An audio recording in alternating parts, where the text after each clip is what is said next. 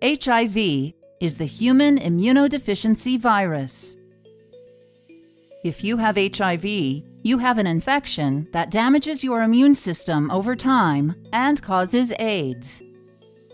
AIDS stands for Acquired Immunodeficiency Syndrome. It is the final stage of an HIV infection when your immune system is damaged and too weak to fight off ordinary infections. When foreign invaders, such as bacteria and viruses, get into your body, they can cause infections. These events activate your body's defenses. The white blood cells of your immune system are part of your body's defenses.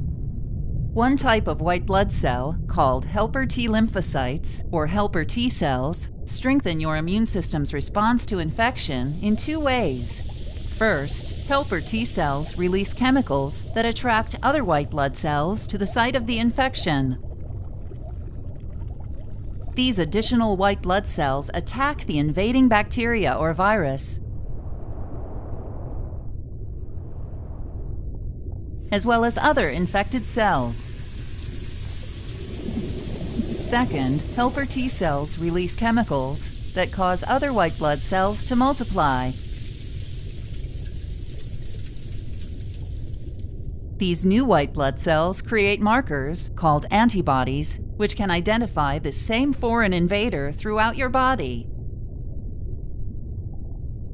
Antibodies attach to the bacteria or virus, marking them as targets for your immune system to destroy them.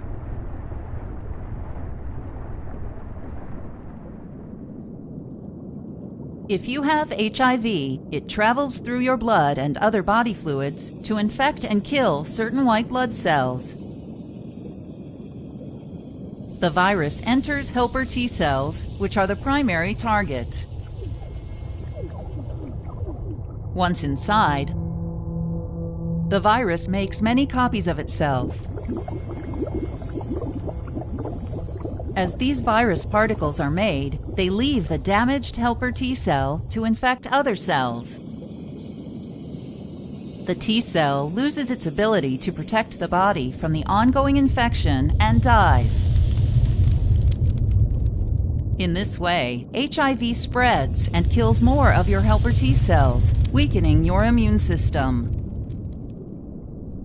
As a result, other types of infections are able to take advantage of your body's inability to defend itself.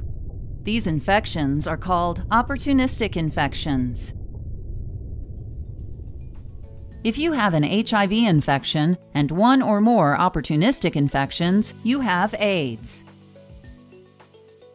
Some of the common AIDS-related opportunistic infections are inflammation of the tissues covering your brain and spinal cord, called meningitis, inflammation of your brain, called encephalitis, respiratory illnesses, such as pneumonia and tuberculosis, intestinal illnesses, such as chronic diarrhea caused by infectious parasites,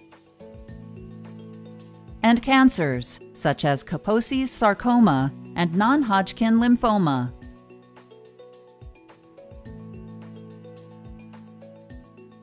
HIV passes from person to person through infected body fluids. HIV can enter your body during unprotected sex, while sharing drug injection needles, during your own childbirth, while breastfeeding from your mother, or from contaminated blood or blood products. Although there is no cure for HIV, drugs called antiretroviral medications can reduce the amount of HIV in your body. One class of antiretroviral medication, called entry or fusion inhibitors, disrupts the HIV infection process by preventing the virus from attaching to your cells. Other classes of antiretroviral medications include reverse transcriptase inhibitors, protease inhibitors, and integrase inhibitors. These drugs prevent the creation, assembly, and spread of new viruses. Your doctor may prescribe a combination of these drug classes known as highly active antiretroviral therapy, or HAART.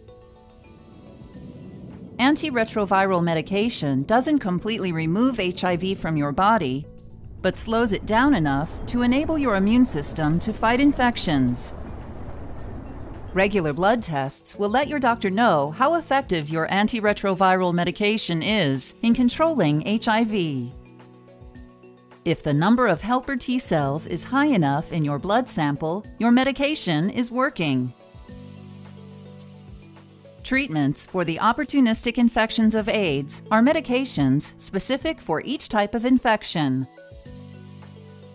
For example, your doctor may prescribe antibiotics if you have pneumonia or tuberculosis. To avoid getting or spreading an HIV infection, know your HIV status and your partner's status by getting tested regularly. The most effective way to prevent HIV infection is to avoid vaginal and anal sex. When engaging in sexual activity, you will be less likely to contract HIV if you only have sex with one uninfected partner or use latex condoms for protection. Avoid using injectable illegal drugs or sharing drug needles because the needles may have the virus on them. Avoid intoxication from drugs or alcohol because you will be more likely to engage in unsafe sexual behavior.